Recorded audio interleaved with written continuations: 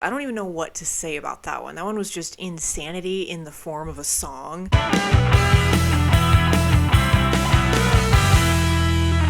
Hello everyone and welcome back to my channel. I am Molly, and in this video I'm going to be listening to the album Option Paralysis by the band the Dillinger Escape Plan. Now, the last album I heard by the Dillinger Escape Plan was their third studio album, Ironworks, which definitely leaned in like a slightly more almost electronic sounding direction. So I'm really excited to see where they're going to take their sound on this fourth studio album, Option Paralysis. They released this one in 2010, so 3 years after Ironworks, and yeah, I'm just really curious to check it out and see what I'm going to think of it. Alright, so starting Option Paralysis off is track 1, which is called Farewell Mona Lisa.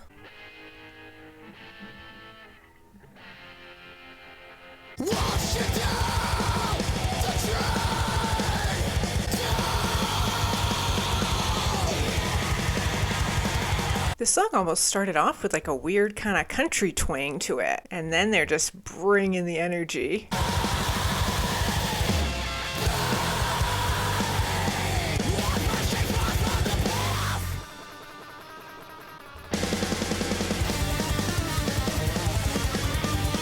I just love all of the jazz influence that they bring to their music. There's something so fun about these guitars, even though they're incredibly impactful energetically as well.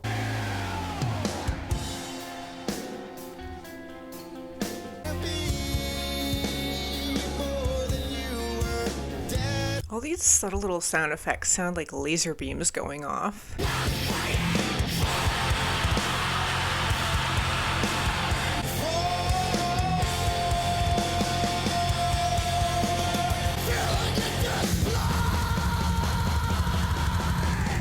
Alright, it's just building up now. All of this momentum is rising.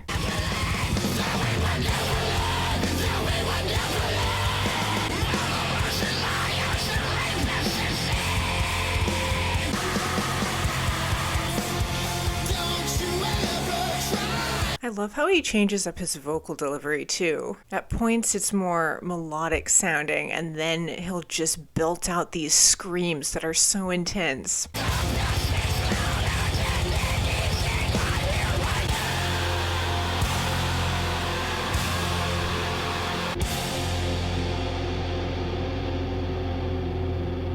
Well, that was track 1, Farewell Mona Lisa. That one was just like a smack in the face to get this album started. In true Dillinger Escape Plan fashion, just a total fusion of so many different styles and sounds going on. You had at points, like at the very beginning there, almost this kind of country western twang to their style, just very subtly though. And then, of course, they brought all of that amazing energy. But then there was that quiet part too, where it was really ambient and kind of creepy sounding. But yeah, that track was an amazing start to get this album underway, but I'm going to move on now to track 2, which is called Good Neighbor.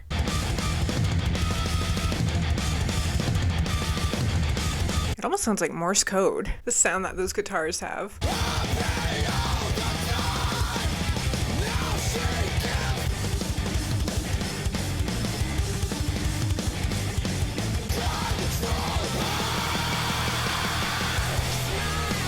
I was not expecting that. That was pretty crazy.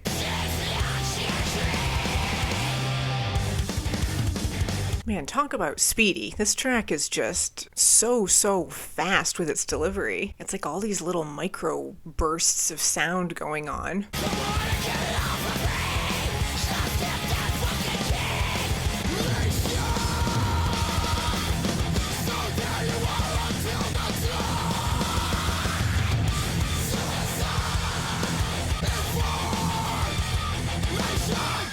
Well, that was track 2, Good Neighbor. That one just brought the energy, that's for sure. And I'm noticing so far on this album, it seems like they're doing a lot of really interesting stuff with the vocals too. Like that group that came in and sung the word suicide toward the end of that track there. I don't know, they're just kind of doing a lot of playful experimentation, it seems, with the vocals on this album. Up next is track 3, which is called Gold Teeth on a Bum. Kind of an interesting track title.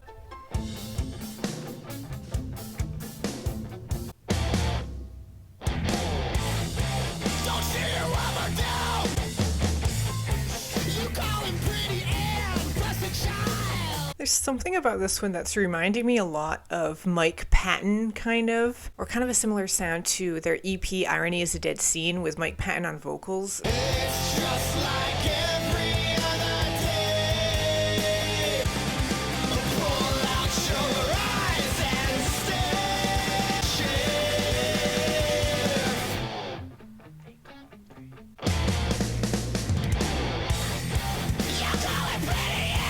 I swear there is not another band that can do absolutely zero noise to full-on aggression so extremely well.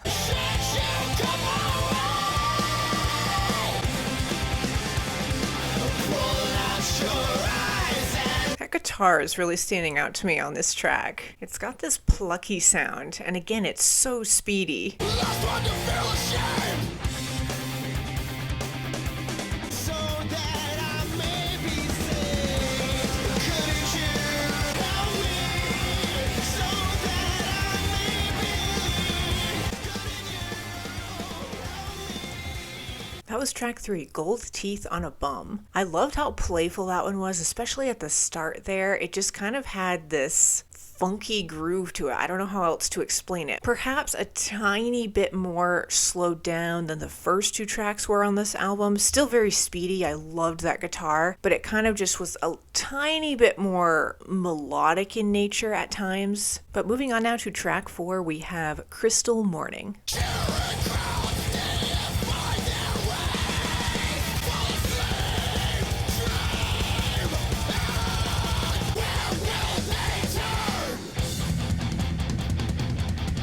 Yeah, see, like they just transitioned this song completely into a different sound now. I don't know what that instrument was just there. It sounded like an electronic saxophone or something. I don't know. Kind of a fun sound.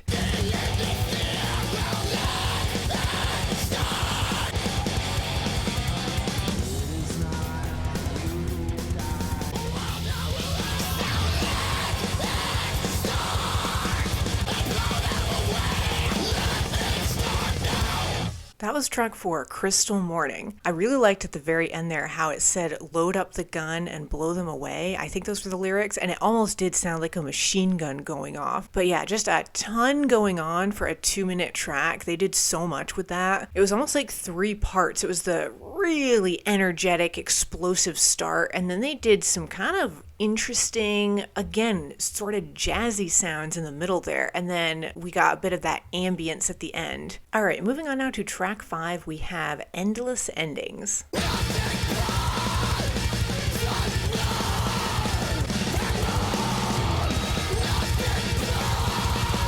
Again, with this one, there's a sort of like steady rhythmic pattern to these guitars that's reminiscent of Morse code. That's just what it keeps reminding me of.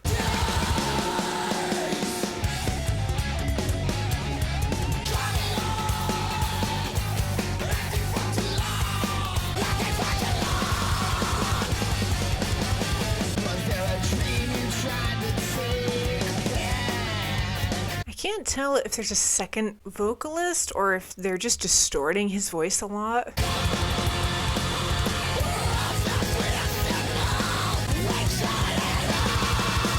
That was track 5, Endless Endings. Ironically, kind of a very abrupt ending on that one. It just stopped completely. But I loved how the instrumentals were very loose and relaxed, and they brought about that jazzy quality a lot of the time. But his vocals were so brutally intense on that one. Like, he was just bringing it with the vocal delivery. Moving on now to track 6, we have Widower.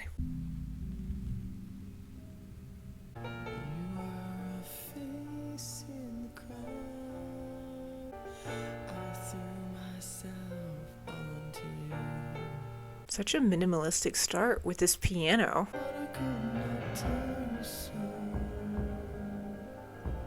Now this sounds like a heartbeat going on in the background. When you walked away, I've reached your name. As you walked away. I love the background sounds that they're implementing on this track.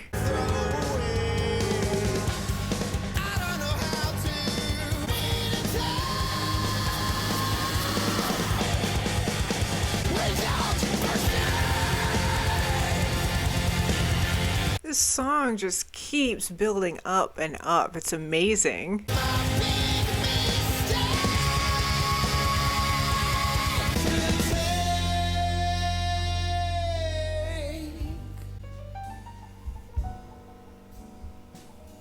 And then they just take it right back to that very minimalistic piano.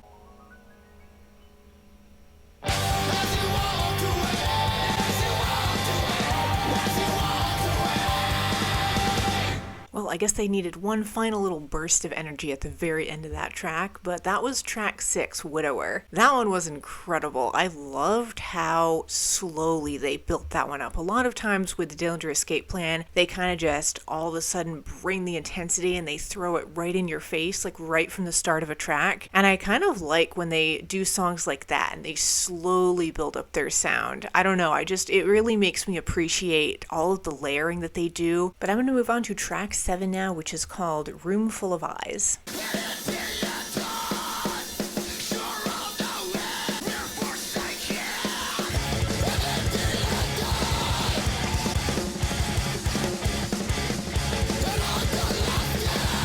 Yeah, I just love how precise their guitar work is, and yet it sounds really manic and all over the place at the same time.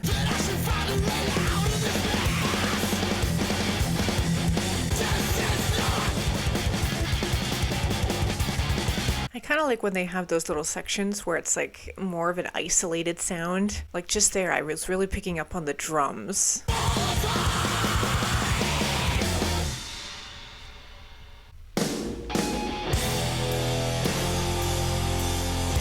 They just stop their songs completely. I love it. And now it's like this kind of slowed down, sludgier sound.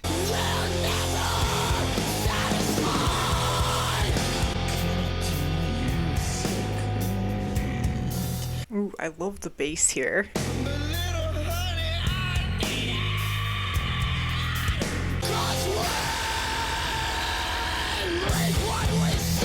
It sounded like you just got electrocuted. That was track 7, Room Full of Eyes. I don't even know what to say about that one. That one was just insanity in the form of a song. I really liked that second portion of the track where they just stopped it completely and then they kind of slowed it down a little bit. It took on this really heavy quality to its sound. But yeah, that whole song was wildly unpredictable, which is what I love about the Dillinger Escape Plan and what they do with their music. They just utilize so much variety. It's amazing. But moving on to track 8, we have Chinese Whispers.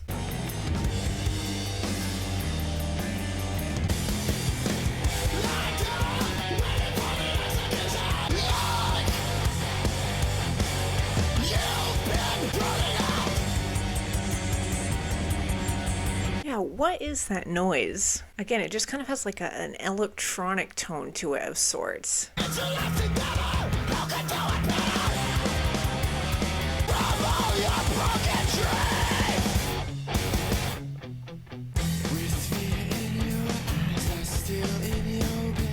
Yeah, it almost sounds like they're using different vocalists on this album. I don't think that they are. Correct me down in the comments if I'm wrong. I think it's all Greg Puciato on lead vocals, but I love the variety that his voice has.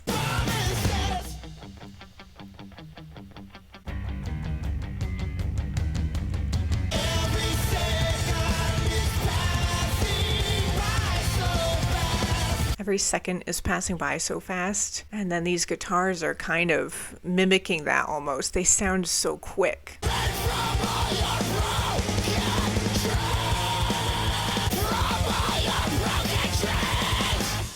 That was track 8, Chinese Whispers. I think my favorite thing about that one was, again, like the stuff they're doing really quietly in the background. It's almost like at their base level, they have all of this amazing like metalcore sound, just all of this aggression coming at you. But the Dillinger Escape Plan always infuses on these moments of kind of electronic bits or more restrained sort of atmospheric qualities to their music that just makes it really unique. It makes it fun to listen to, and it makes their stuff stand out. All right, up next is track 9, which is called I Wouldn't If You Didn't.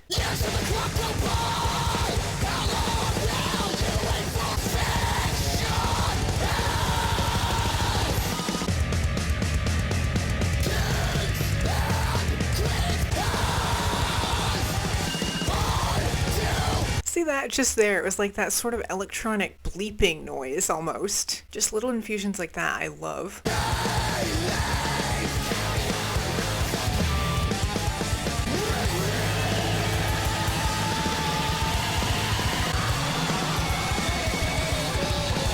What is going on? It sounds like he's drowning or something. There's like this whirlwind of sound going on.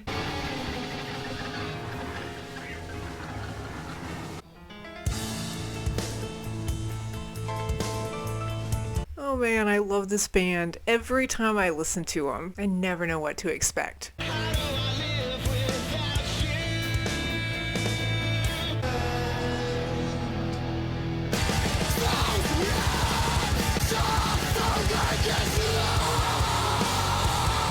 Suffering is love?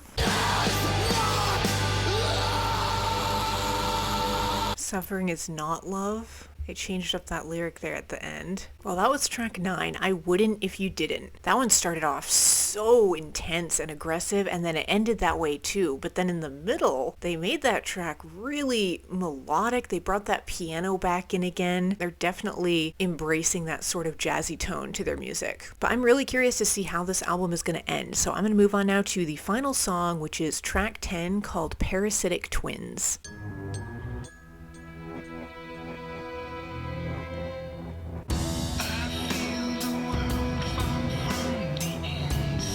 This one's got such an interesting tone to it. It's kind of got like a 9 Inch Nails quality to it a little bit.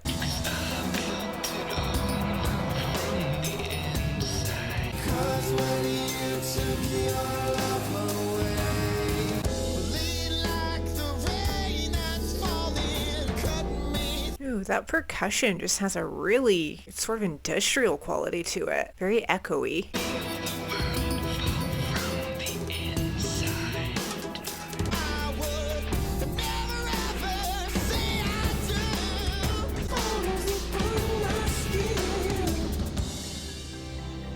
Man, I'm just really absorbed in the sound of this track. I can't even really pay attention to the lyrics.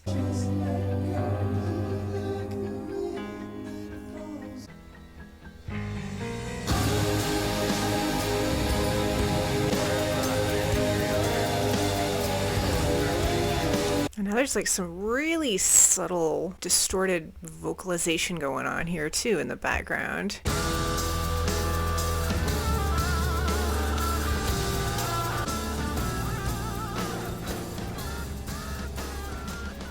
Well, that was track 10, Parasitic Twins. I guess they decided to kind of end that album on a bit of a more mellow note for the Dillinger Escape Plan. That one they kept pretty reined in, but again, with the variety of sound, it's just incredible. I really liked how they started it off with, I think it was like that xylophone, kind of that chimey sound, and they kept fusing that on. Like at points I would pick up on that in the background. But yeah, a really fascinating song. I was just fully absorbed in that one, and definitely an interesting way to bring this album to a close. Well, that is going to conclude my reaction to Option Paralysis, the 4th studio album from the Dillinger Escape Plan. I would say this album, more than their previous ones that I've heard, I think implemented a little bit more of that jazzy quality to their music. They used the piano a bit, which I really enjoyed. It just kind of had like this fun playfulness to it. But then they fused that with that awesome metalcore intensity too, and I just love that dynamic with their sound. I think some of the standouts for me upon first listen, I really liked track 1, Farewell Mona Lisa. That one was just such a punch to get this album started. Also track 6, Widower, definitely utilized some more subtle effects and more of a minimalistic sound, which I really could appreciate, like the layering that they did. And also track 7, Roomful of Eyes, how they started that one out so punchy and in your face, and then they kind of slowed it down there toward the end. But yeah, I am absolutely loving the Dillinger Escape Plan. This band is amazing. Every one of their albums I've heard has brought something truly unique to the table, and I am very excited to continue on with their discography. Up next is their album One of Us is the Killer, so I'm really pumped to hear that one. But yeah, as usual, thank you all so much for watching. Stay tuned, and I will see you in the next video.